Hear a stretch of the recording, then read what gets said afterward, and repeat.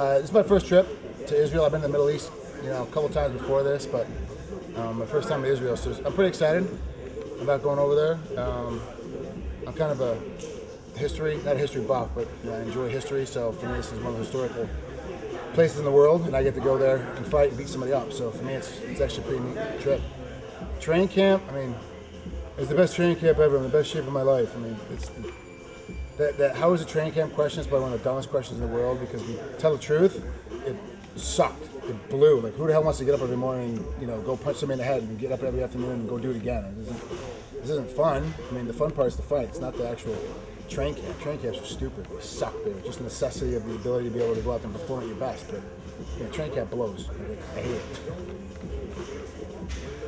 it. Roy Neeman is a really good jiu-jitsu guy. Hasn't been very active as far as we can tell over the last couple of years, but that doesn't mean anything, because with me commentating for Asianet and all the Japanese organizations, I understand that a lot of the Koreans that come over, we have the records as 7-8 or 4-3, and they're really like 35-12, because they've just had so many fights, but fights that we don't know, aren't sanctioned, fights that we don't get any knowledge about, and there's no way for them to get their records on. So this guy is 1-on-1, but doesn't mean anything. He could be 35, or you could have 35 or more fights. I think he's had probably about 20 or 25 fights, as best I can tell from my sources, but no one's really sure, because it's tough to get a hold to find out.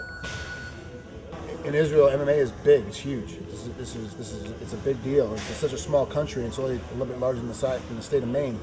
So to have all those people there that really enjoy fighting, but really don't have access to fights other than watching on the internet and some television shows over there, it's not really accessible to them. So to have a live fight there is pretty big. So I'm actually hoping to put on a good enough show for the Israeli fans that will have me back again. I don't know. The future's an ambiguous term. I don't know what my plans are. I kind of see what happens and what comes before me. Be a lot of broadcast work, I'm sure, and some more fights. That's generally how my life has been going the last couple of years. That's the pace we're keeping on. Watch my fight and other fights only at GoFightLive.com.